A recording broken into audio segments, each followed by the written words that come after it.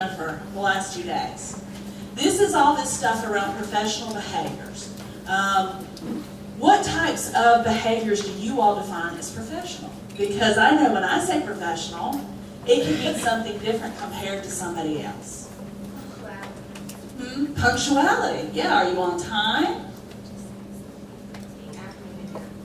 Being active as your role, as you're learning and as your Being active, which I would say operationally define what being active means. speaking at the meetings, listening to other people's opinions, and trying to incorporate your software and opinions into it, and trying to get out in the community as much as possible. Get the community up here. Right.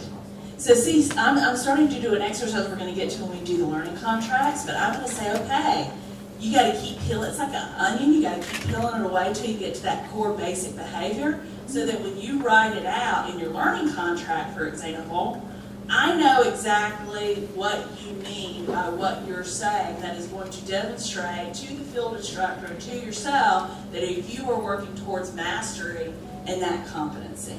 Does that make sense? All right, so we're going to actually do a learning contract exercise around number 2 later on this morning, because everybody can kind of, that's more self-reflective and about your personal values and where you are with some of those things. 3, this is all this basic stuff. Remember those psychosocial assessments and all that kind of good stuff? This is all about, are you able to do these generalist practice skills, which they don't just apply to clients, right?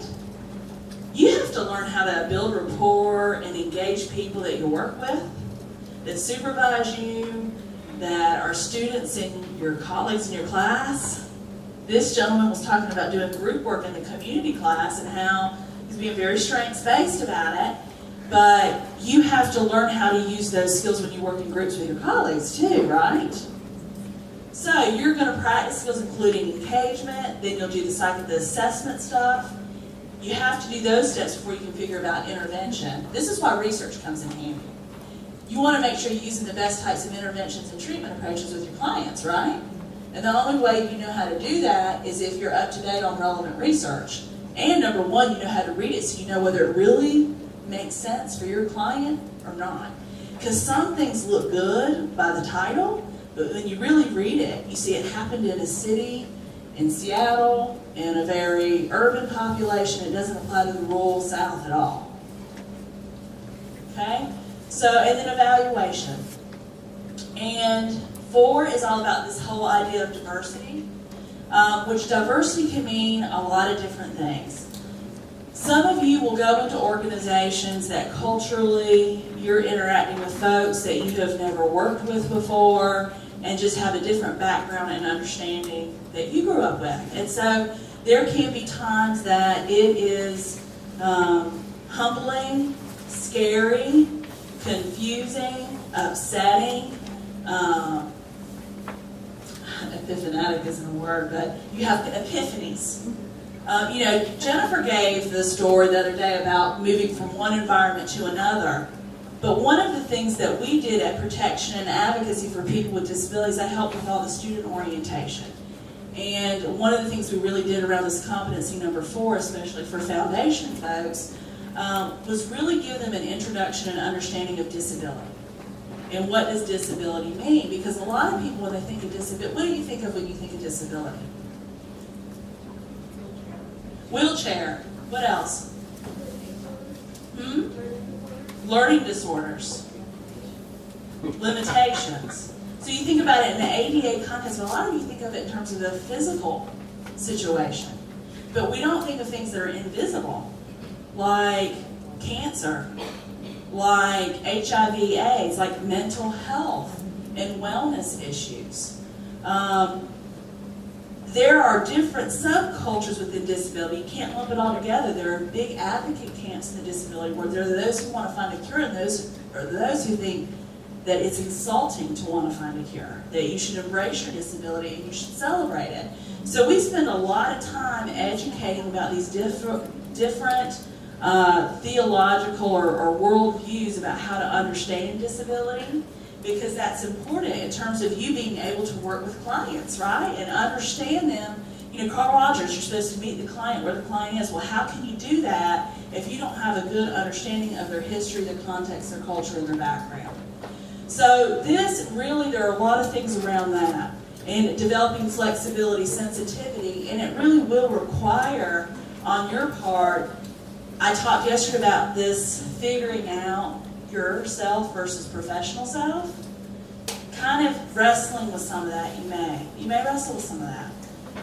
You may find out that some things are really scary or you don't believe in, and that are contrary to what we're saying in social work classes and in field, are things that you should be doing and engaging as a social worker. Does that make sense?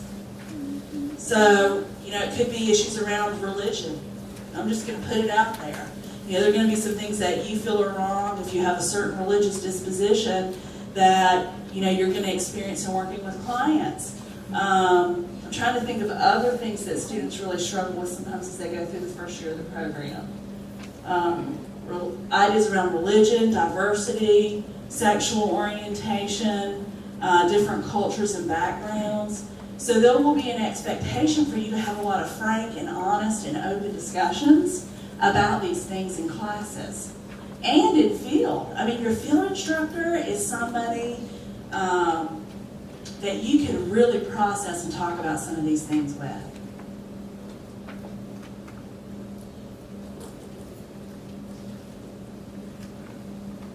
All right, I'm going to pull this up because I noticed it wasn't in your packet. We'll see if this works.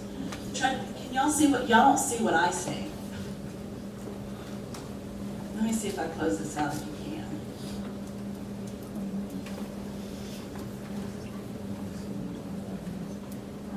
Yes. Okay. And is too small? Let me see if I can make the view bigger. How do I do that? Oh, here we go, down here at the bottom. How's that? Is that better? Excellent. Okay, so here are these, and they weren't in your packet, but I will put them on Blackboard. And this is a tool I actually put together before I was Director of Field Education. I put these together in 2009 and 2010. I still work with the field office and volunteer because my background is program evaluation. And help operationally define. So y'all are going to have that ahead of everybody else when you get to your research class. You're going to know what operationally define is, right? Take a concept and you really put out there what you might mean by it. Each of these indicators are about what we mean by competency 1, okay? Which competency 1 is about the student, how the student functions as a social worker within the placement setting. And then you have each of these indicators that are on your evaluation, which what page is that evaluation on? It's somewhere in your packet at the end. And you'll see each of these with a rating score. Page 91. And what we've done is we've educated field instructors and we've encouraged them to have you work on this together, maybe during block week, to kind of go through each of these and identify some things you can do to show mastery for each of these competency areas. Now, I know this sounds very exciting, right? Because I'm getting blank looks. I don't know how to read your faces. So, first one, if you identify the mission, scope, and limitations of the placement setting. Okay, can I tell you the big lesson I learned as a 23-year-old, not only about me and my dress and attire, but when I did get it together and I went up for my interview, you know that the executive director said, could you please tell me the mission of the organization? And do you know that I could not quote it back verbatim? Do you know how embarrassing that was? It's like we think we know the mission, but you really need to know it backwards and forwards. I mean, I had it, but I didn't have it memorized to a T. And it was a humbling experience for me. So really knowing it, you can also articulate. I had internalized, I knew what we did and we had a passion for, but you also need to be able to articulate what the mission is word for word as well. So you need to ask them how they understand the organization. So here are ideas about what you might want to put, or things you might want to work on depending on what your practicum is. Now, I also don't want you to go overkill and feel like you've got to have a task or opportunity for each indicator under each competency. But this is just something to help you along in your thought process. Does that make sense? Or am I confusing you? You understand? Okay. So let's go, what you'll see is it continues. These are all the indicators with options. Here's the competency number 2. These are the ones that are more about professional behaviors. Demonstrates respect for others in verbal and nonverbal communication. This is one of my favorite ones. Treats others in a caring and respectful fashion. How do you know if you treat people in a caring and respectful fashion? What is it that you would do to demonstrate that? I didn't write the indicators. Those came from the College of Social Work. I just helped define them. Or try to find a way to define them so it'd make it easier for you. But how would you show that? That becomes a personal thing. What are the things that you can personally do to demonstrate that you are respecting another person?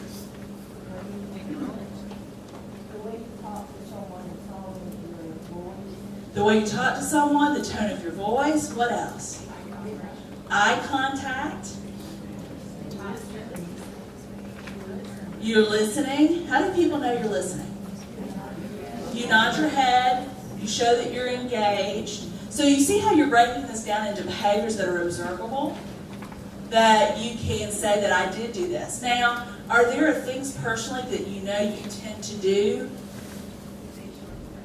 Facial expressions. Roll your eyes. So if you know you are, a strength would be to say, this is what I do. I struggle with interrupting people. I've always been told, because I get so excited. But that doesn't excuse it, right? But I've always been a constant interrupter. And I've had to learn how to control it. So that might be something that I speak to, is to make sure not to interrupt when people are speaking, let them complete their point of view. You see how honest and genuine I'm being if I were doing my learning contract, or I'm talking with my field instructor, I'm letting them know, here's something I struggle with, let's help me work on this too under this competency. Does that make sense? So you see how I'm individualizing this? Yes. Melissa, you're going really in depth with the learning contract. Is our instructor, Field instructor. our field instructor, Yes. they know that this is what we're doing. They've been given the same They do. information. They do. Probably have done it before. We've been there with somebody else. They have. Okay. And actually Jennifer is I'm setting you up. I'm saying here are our competencies. Jennifer's going to get more into the learning contract nuts and bolts, so I don't want to steal her thunder because she does a good overview of that. But I'm showing you this because it's all connected. These are the competencies. These are the indicators for the evaluation. You use the same competencies for your template in your learning contract. They're all tied together. It's not linear. It's really more cyclical. Does that make sense? So I'm not trying to confuse you. The other thing is, what I don't want you to do, and I don't think that you were saying this, but I don't want you to get the learning contract that the student had the year before and just use that, because then that's their learning contract and not yours. So I don't like to share examples, and people don't like me for that reason. Is this supposed to be like, I understand this is the guideline of what our internship is about. Yes. I mean, is that why we're going so in depth over it? Yes, I want to make sure you understand. Okay. Because a lot of times students do not. And what I end up getting sometimes are exactly what I said. Someone's learning contract from last year, or I'll have underneath a competency, which Jennifer's going to get to. Sometimes people don't even use our learning template, but we're going to be on that this year. They won't follow the template and go into the competencies. They might say, I'm going to work with clients. Well, what does that tell me? It doesn't tell me anything. So I want to make sure that we have an opportunity to go through this, because hearing it and me talking about it, it seems easy, but when you get to the workshop part, it won't be so easy. Y'all will struggle with how to operationally define it. And I'll keep pushing you. And they will keep pushing you until you get to that point where you're at the core of the onion. Alright, so y'all do not have that handout, but if you notice, you'll have this available to you on Blackboard. And this will help you generate conversation and give you things to think about.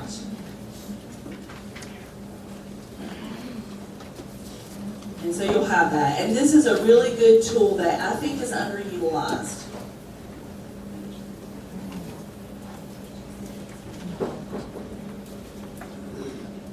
right, let me see if I can get us back here.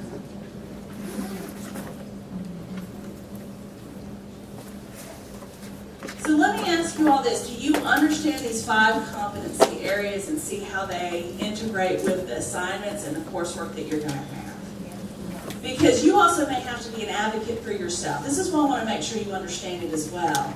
You know, some of our instructors aren't from USC's program, or they've been out of it a while and aren't as connected to the curriculum. So you may have to be a coach to them in some circumstances about what you're experiencing and what you need in the classroom. All right, at this point, I think I'm ready to turn it over to y'all for the whole learning contract part. Yeah,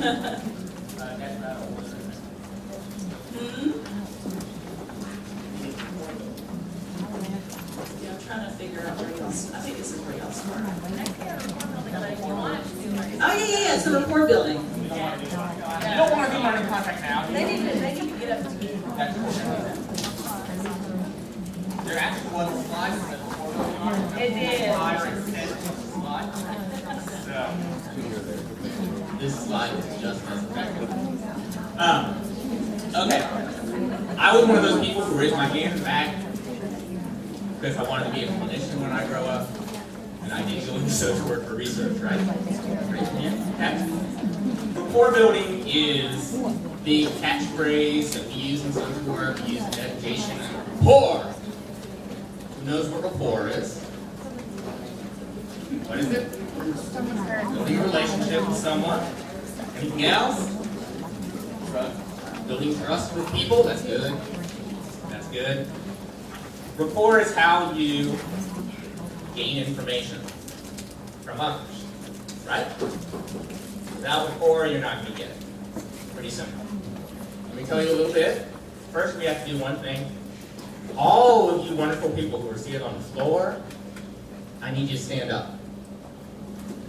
And don't pretend I can't see you. I sat in the back of the room for the first 25 minutes. There was a bunch of people right back there. Corner, all you people need to stand up who are in the back. Also, you young people at this table on the end, y'all need to stand up too. All of you please. Now, if you are seated in the main big section here, you have an empty seat next to you, please raise your hand. The chairs are uncomfortable. That's okay, you'll survive for a few minutes. So please come and have a seat in one of these uncomfortable chairs next to your peers.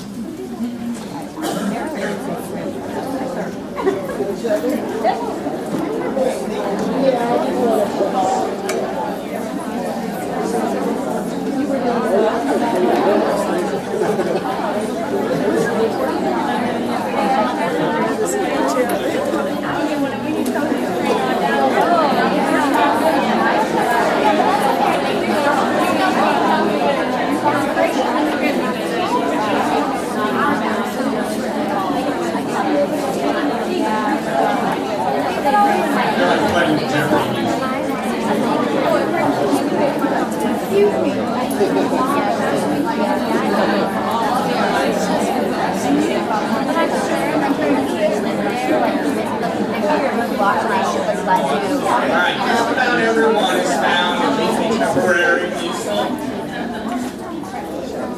And all I did was make you a little bit comfy and tell you that you had to go sit down. And all you did was begin establishing rapport as a unit. Did y'all hear all that? We're making jokes, we're talking about never signing up for O-Tones classes, you did that like instantaneously. Did y'all notice that? It got louder in here, everybody had that conversation going on, making sure I wasn't looking at you, doing those kinds of things. That's okay, that's rapport building. Let me tell you, the other important piece of rapport building is active listening. That's another phrase you'll hear if you haven't heard it. Some of you probably have heard it. We have just beat it to death in a few of our classes. Active listening. Does everybody know what that is?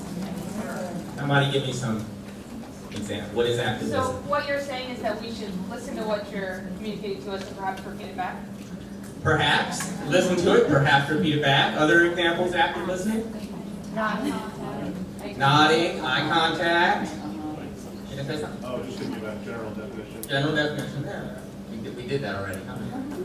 You gonna add something? I was going to say, like, showing that you're paying attention by maybe taking notes or nodding along or whatever. Right? Indicating you're paying attention.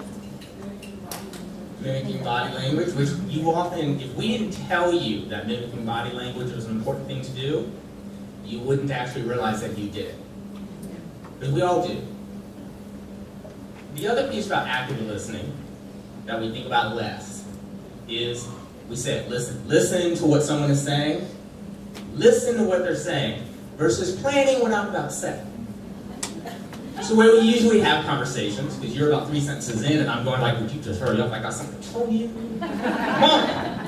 And that's when you raise your hand and you go, well, I want to go back a minute to what you said over there. And everybody's like, why are we going back? And it's because you weren't listening anymore, you were like, I'm ready to talk. The other thing that happens with active listening, and it's part of why I got into social work, but I'll tell you what still happens to me, is that I'm nosy. How many of you are nosy? How many of you are afraid to raise your hand and let people know you're nosy? That's to be arrested. That's why I got into social work. I like to know about people. I like to know why people make the choices they do. I like to hear all sorts of wacky problems, which are kind of exciting to me. That's why I worked at the Department of Juvenile Justice for so long. That meets the category. When I was in high school, I was the one that all my friends came to. Let me tell you what's happening. Even when I don't care what's happening. Let me tell you what's happening.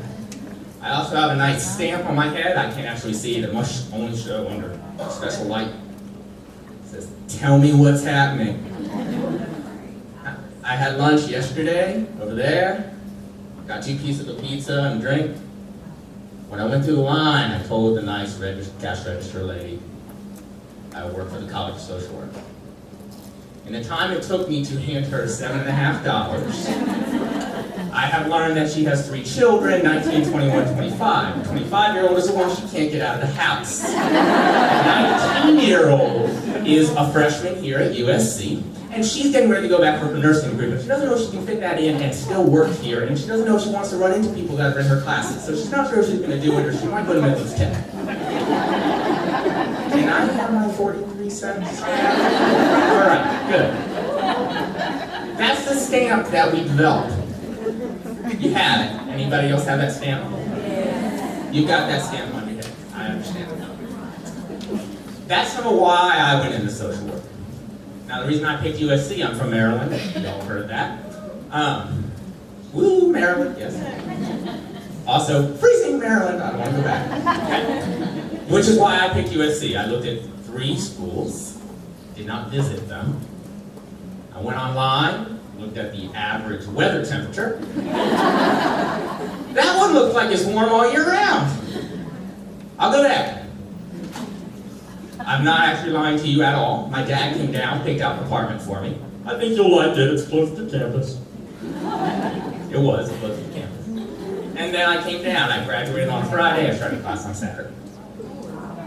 Never been here, but I'm here 16, 17 years later. It's warm. Cool. That's it. Why I picked USC. Where I've been, now you've heard a little about where I've been, about my associate's degree, my undergrad, came from Maryland. You've heard about some of that stuff. I'm married. I actually have an 8 and 10-year-old. They started school Tuesday, I think was the first day of school. Now it's Tuesday. Yeah, it's different in different school districts here, which we have way too many school districts here, but that's a whole other discussion to have. So, and let's see what else. I'm a big baseball fan. I coach all sorts of baseball. I've left all sorts of baseball things. Baltimore Orioles fan. Where am I going? This is a little harder for me to answer now, because when I was a student in your seat, where I was going was, you know, I want to get my independent license, and I want to be in private practice, and I want to save the world, and I want to help all these people, and get paid nicely for it. At which point someone let me know that you don't get paid nicely for those things. So that's okay. But that varies. Where I'm going now is, you know, I want to keep doing social work, and I want to help people. Now, help people is a very wide, generic term. The meaning for me is going to be different from the meaning for you. Definitely different than the meaning of my wife, who also lets me know that I'm the touchy-feely one in the family, and I should not social work her.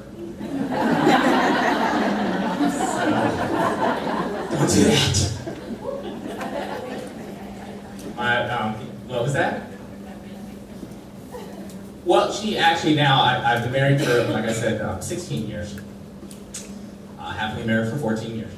And what I have learned is that when my wife starts to complain about her job, honey, is this a male problem or a female problem? If it's a male problem, I'm gonna fix that. That's what males do. Let's fix that. You've told me enough. Pretty much the first sentence, my day sucked. Okay, let's fix that. Female problem. Yeah, I'll shut the TV, I'll put the paper down, I am listening. Oh, maybe that's terrible. Oh, you must have felt awful. Oh, I totally understand. Gosh. And we're good. Glass of wine? All right. All right. See you again. How many years did it take me to figure that out? You mean accept it? That would be the problem, right? It took me about 24 hours into the relationship, not the marriage, to be told that. It took me about 2.5 years to figure that out. So, now, I've just run through 4 things.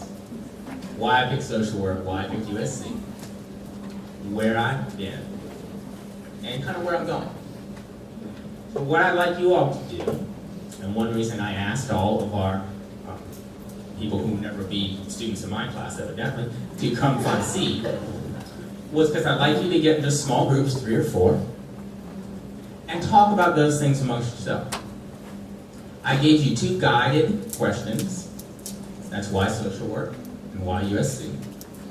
And I gave you 2 kind of open discussion questions. Where have you been? Where do you go? So I'd like you to, first task exercise of the day. Create yourself some groups, 3, 4, maybe 5 people. If you get more than 5, you don't have enough time to discuss things. So make yourself some small groups. You can move your chairs around. You can move around the room. You can start discussing.